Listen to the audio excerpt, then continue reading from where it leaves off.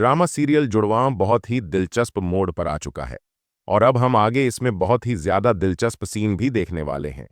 आदिल की मामी सारा से आदिल को दूर रहने का कहती है तो वह उन्हें बता देता है कि वह तो सारा से शादी करना चाहता है, लेकिन उसकी मामी कहती हैं कि तुम्हारी माँ यह कभी नहीं होने देगी।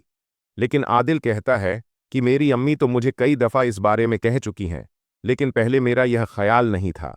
तो उसकी मामी यह जानती होती है कि फरहत कभी भी यह होने नहीं देगी, इसलिए वह दिल में सोचती है कि आदिल, अब मैं तुम्हें कैसे समझाऊं कि तुम्हारी माँ यह नहीं होने देगी। उसे बहुत ज्यादा परेशानी होती है कि अगर सारा फरहत की बहू बन गई तो वह तो उसे बहुत जलील करेगी, बहुत परेशान करेगी। कहीं वह उसके साथ वही न करे जो उसने सारा की माता के साथ किया था। ये सोचती है कि इससे पहले कि सारा ज्यादा आगे बढ़ जाए, मुझे उसे समझा देना चाहिए। इसीलिए वह सारा को बुलवाती है और उसे कहती है, सारा, मुझे तुमसे कोई बात करनी है। तो वह पूछती है, जी बताइए। ये सारा को कहती है, सारा, तुम्हारे बाप और तुम्हारी माँ को दूर करने में तुम्हारी फूफी फरहत का ही हाथ है। सारा उसे कहती है, क्या आप जानती हैं? तो वह कहती है, हाँ, मैं सब कुछ जानती हूँ। वह सारा को बताती हैं कि जिस दिन मेरी तुम्हारे बाप से शादी हुई थी, तुम्हारी फूफी ने तो उसी दिन मुझसे कह दिया था कि मैं उनकी हर बात मानूं, नहीं तो वह मेरे साथ वही कुछ करेंगी जो तुम्हारी माँ के साथ किया, और मुझे इस घर से निकाल बाहर करेंगी जैसे तुम्हारी माँ को इस घर से निकाला। सारा अपनी माता की बातें सुनकर चौंक जाती है। वह कहती है, आखिर फूफी ऐसा क्यों चाहती थीं? तो वह उसे बताती हैं, क्योंकि तुम्हारे वालिद तुम्हारी माँ से मोहब्बत करते थे और उनकी बातें मानते थे, लेकिन तुम्हारी फूफी यह नहीं चाहती थीं। वह तो खुद इस घर पर राज करना चाहती थीं। तुम्हारी फूफी यह चाहती थीं कि तुम्हारे बाप की जो माल दौलत है वह सब उसी के कब्जे में रहे। तो सारा, अब तुम ही मुझे बताओ, अगर तुम्हारी शादी आदिल से हो जाएगी तो तुम्हारी फूफी तो तुम्हारे साथ अच्छा सुलूक नहीं करेंगी? क्या वह तुम्हारी कद्दर करेंगी? तुम मेरी बात याद रखना, वह तुम्हें कभी भी खुश नहीं रखेंगी, बल्कि वह तुम्हारे साथ वैसा ही सुलूक करेंगी जैसा तुम्हारी माँ के साथ किया। और मुझे इन सब से बहुत तकलीफ होगी, क्योंकि मैंने तुम्हें एक माँ बनकर पाला है। इसीलिए मैं तुमसे यही कहूंगी कि आदिल से दूर ही रहो। और सुनो, अगर तुम्हारे बाप भी कहीं ना कि तुम आदिल से शादी कर लो, तो तुम इस रिश्ते से इनकार कर देना। तुम ये शादी मत करना। इस पर जारा कहती है, ये तो नहीं होगा। पहले तो मैंने इस बारे में कभी सोचा नहीं था। मैं आदिल से शादी नहीं करना चाहती थी, लेकिन अब तो मेरी यही जिद है कि मैं आदिल से ही शादी करूंगी। उसके बाद सरमद दोबारा से जारा को फोन करता है, तो जारा उसे कहती है, तुम सारा का ख्याल रखते हो ना? तो सरमद उसे बोलेगा, मैं क्यों ख्याल रखूं, मैं तो सिर्फ तुम्हारा ही ख्याल रखूंगा।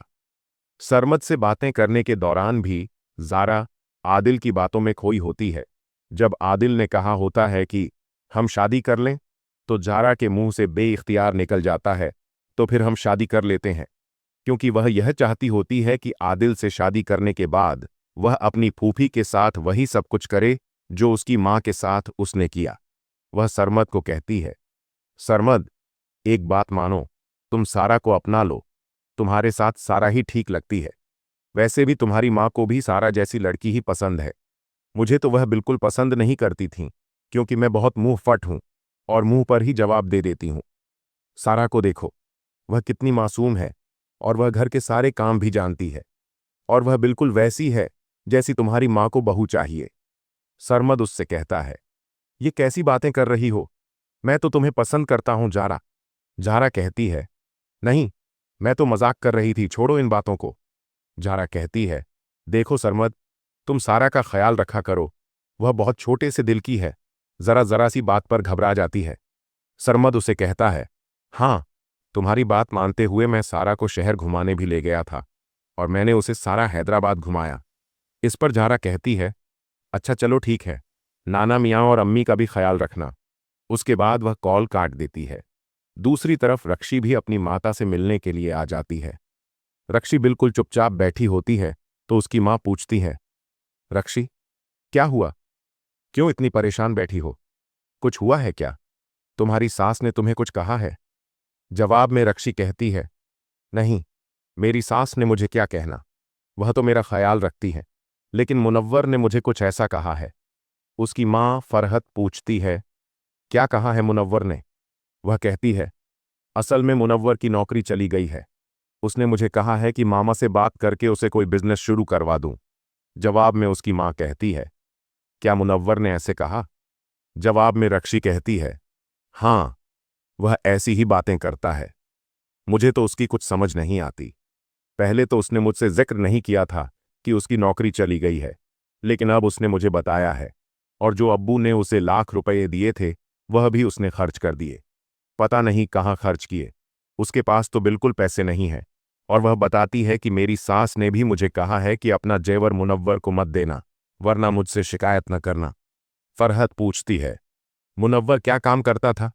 जवाब में रक्षी कहती है, पता नहीं, मुझे नहीं पता। मुझे इस बारे में तो कुछ भी नहीं पता। न जाने क्या करता है। सारी सारी रात दोस्तों के साथ घूमता फिरता है। जवाब में रक्षी की मां कहती है, मेरी बात सुनो, भाई साहब तुम्हें कुछ भी नहीं देंगे और न ही तुम्हारा उनकी जायदाद में कोई हिस्सा है। अभी तो वह मुश्किल से तुम्हारी शादी के लिए माने हैं। अब मैं उनसे पैसों की बात फौरन से कैसे कर दूं?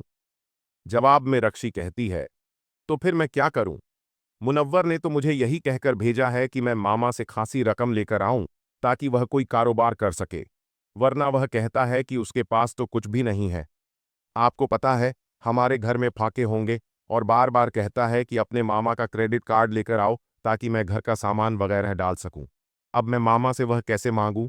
मैंने तो मामा को वापस कर दिया है।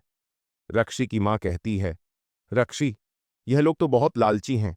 जब शादी का वक़्त था तो उस वक़्त तो उसकी मां कह रही थी कि हमें तो दहेज भी नहीं चाहिए, बस आपकी बेटी ही चाहिए। और देखो, अब वह पैसे मांगने लग गए हैं। अब हम क्या करें? रक्षी की यह बातें झारा सुन लेती है। रक्षी कह रही होती है कि मैं सारा से बात करती हूं, शायद वह कोई हल निकाले।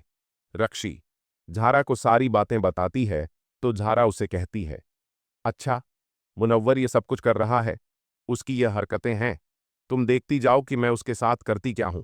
तुम ऐसे करो रक्षी कि तुम घर जाओ और उसे बोलो कि यह तुम्हारी जिम्मेदारी है, मेरे मामा की जिम्मेदारी नहीं है। तुम मेरे खर्च उठाओ, मेरे मामा क्यों तुम्हें बिजनेस के लिए पैसे दें? पहले तो तुम लोगों ने कहा था कि तुम्हें कुछ नहीं चाहिए, तो अब इस कस्म की मांग क्यों कर रहे हो?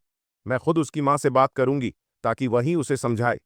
रक्षी उसे कहती है, नहीं सारा, मैं खुद ही बात कर लूंगी। उसके बाद रक्षी अपनी सास से बात करती है और उसे बताती है कि मुनव्वर मुझे कह रहा है कि अपने मामा से पैसे लेकर आऊं। मैं भला मामा से कैसे रकम मांग लूं? झारा ने यह सब उसे इसलिए कहा होता है ताकि उसकी सास की भी पहचान हो जाए। अगर तो वह मुनव्वर की हिमायत करेगी तो वह भी वैसी ही है, लेकिन अगर उसे समझाने की कोशिश करेगी तो फिर हम कोई दूसरा हल निकाल ही लेंगे। इसीलिए रक्षी जब अपनी सास से बात करती है तो उसकी सास उसे कहती है, बेटा, मुनव्वर तो ऐसा ही है। वह कोई काम नहीं करता, बस ऐसे आवारा फिरता है। उसकी कोई नौकरी नहीं है। रक्षी कहती है, क्या मतलब? मुनव्वर कोई नौकरी नहीं करता? तो उसकी सास कहती है, तुम तो उससे मोहब्बत करती थी, तुम्हें कुछ पता नहीं चला। तुमने कभी उससे पूछा नहीं कि वह कौन सा बिजनेस करता है? मैं तुम्हें सीधी बात बताती हूं, वह सिर्फ आवारागर्दी करता है।